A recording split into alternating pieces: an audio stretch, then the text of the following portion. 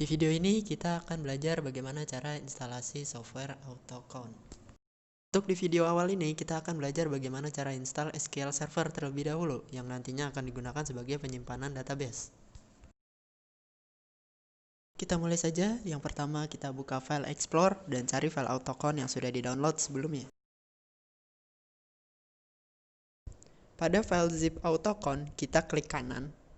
Lalu kita pilih Extract to AutoCount Accounting Setup. Lalu kita tunggu proses loadingnya hingga selesai. Jika proses loading sudah selesai, maka akan muncul folder baru dengan nama AutoCount Accounting Setup. Untuk menginstal SQL Server, di folder AutoCount sudah disediakan di dalam folder Support Files. Di dalam Support Files, terdapat folder SQL 2012 SP3. Di sini kita install SQL Server sesuai dengan operating system Windows yang kita miliki. Karena di perangkat ini memiliki sistem operating Windows 64-bit, maka kita install SQL Server sesuai dengan sistem operating yang kita punya. Di sini kita install yang 64-bit.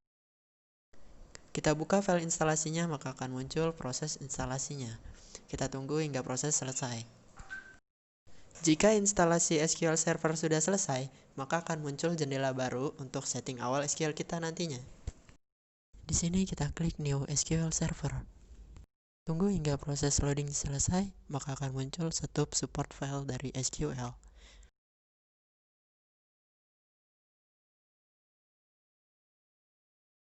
Setelah itu akan muncul produk updates dari SQL. Di sini kita bisa uncheck di bagian Include SQL Server Product Updates. Atau di sini kita bisa klik Skip Scan untuk men-skip proses update pada SQL-nya. Jika sudah kita uncheck, maka proses update dari SQL akan dinonaktifkan. Selanjutnya, kita klik Next. Setelah kita Next, maka akan muncul proses instalasi dari SQL Server. Kita tunggu saja hingga proses selesai.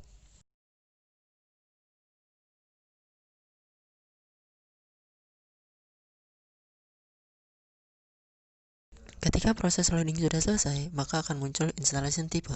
Di sini kita tidak merubah apa-apa, langsung kita klik Next. Di sini kita checklist I accept the license terms. Lalu kita klik Next. Di bagian ini kita biarkan default dan kita lanjut dengan klik Next. Di sini kita tunggu hingga proses selesai.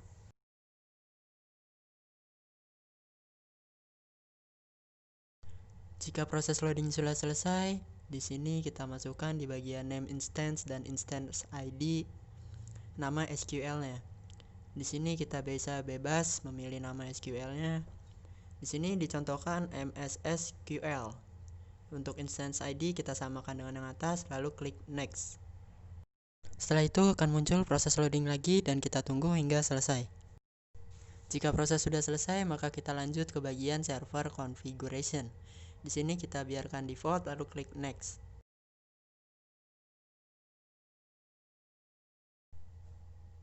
Selanjutnya kita masuk ke bagian database engine configuration. Di sini kita bisa pilih mixed mode untuk memasukkan passwordnya. Untuk password saya akan cantumkan mungkin di deskripsi video nantinya. Jika sudah memasukkan passwordnya, kita klik Next. Jika sudah, kita lanjut. Di sini kita biarkan default, kita klik Next. Setelah itu akan muncul proses installation SQL. Di sini kita tunggu hingga proses instalasinya selesai.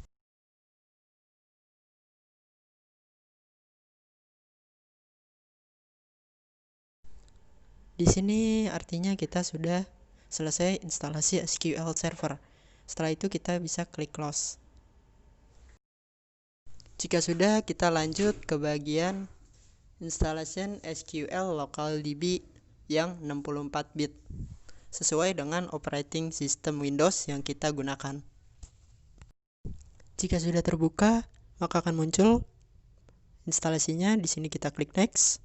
Karena saya di sini sebelumnya pernah menginstal, jadi saya pilih Repair dan saya klik Next. Nah, di sini saya klik Install dan tunggu hingga proses instalasinya selesai.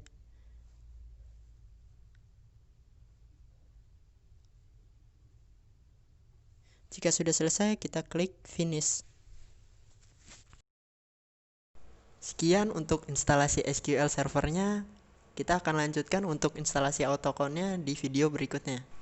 Terima kasih.